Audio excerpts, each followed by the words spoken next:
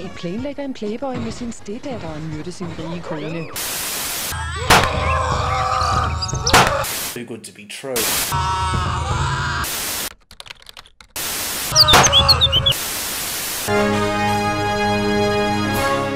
I'm Tracy Evans, the world big.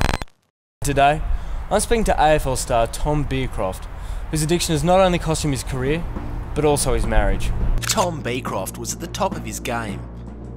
3 times most valuable player, 2 times Brownlow medalist, and 2 successive best and fairest. But Tom's success was the trigger for something much deeper, an addiction which almost destroyed his career. What do you feel actually attracts you to balls? Is it the touch or the shape of them? It's a lot of things. I like the way they look, and I like to believe that I own them, own all balls. I don't necessarily like giving them to other people. Like, You don't like giving balls to teammates? I just stopped passing the ball. I saw it as more of a game of capture the flag. While ball addiction may seem tame on the outside, it's not something to be taken lightly. The telltale signs often appear earlier in life. Behavioural psychologist Bug Farrington reports. It really isn't something that should be laughed at. It's a devastating problem that affects children as young as 8 years old. You see them in the schoolyards, tossing the ball around like seagulls, fighting over the last scrap of bread.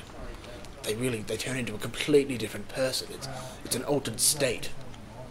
You know, the problem needs to be dealt with before, you know, they end up hurting themselves or someone else.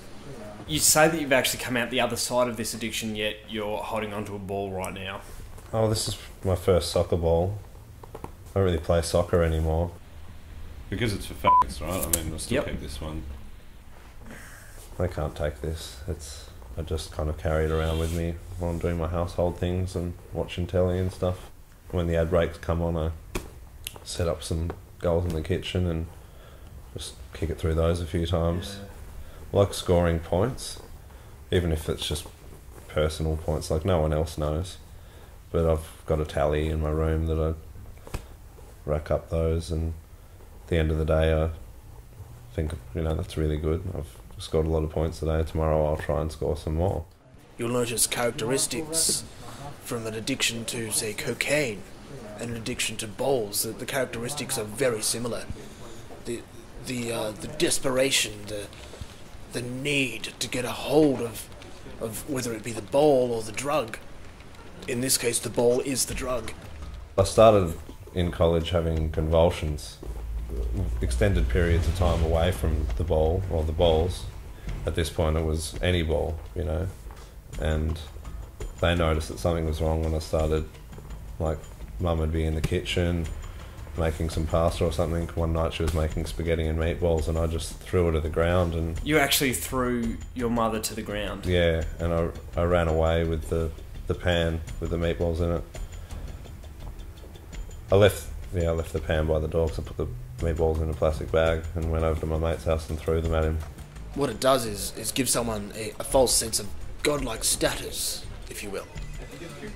The need to score points with no connection to anything in their real lives. Do you think personally that that was one of your lowest points? They were lower, but Lower? In what way?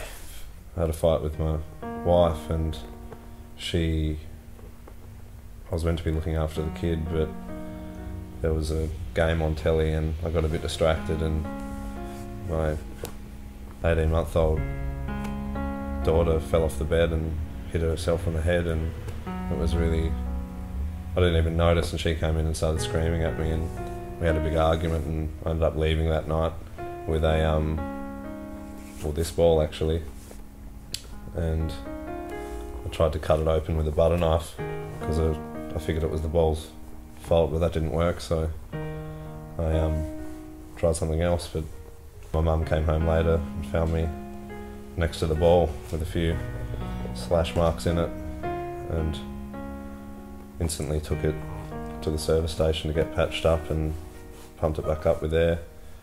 So that was a very close call. So would you say once an addict, always an addict? It's a long process, and I can't see the light at the end of the tunnel at the moment, but I know that I'm going to come out the other side eventually. I just need to let this play its course and maybe start playing golf. That involves balls too. What about frisbee? I don't care about frisbee. I was thinking golf because just no one else gets that ball. I hit that ball, I go and get that ball again, I hit it again, and then I get to put it in a hole and get points. Sometimes negative points, which apparently in golf is good. So I'll be going for less points as well, which would be good for my addiction.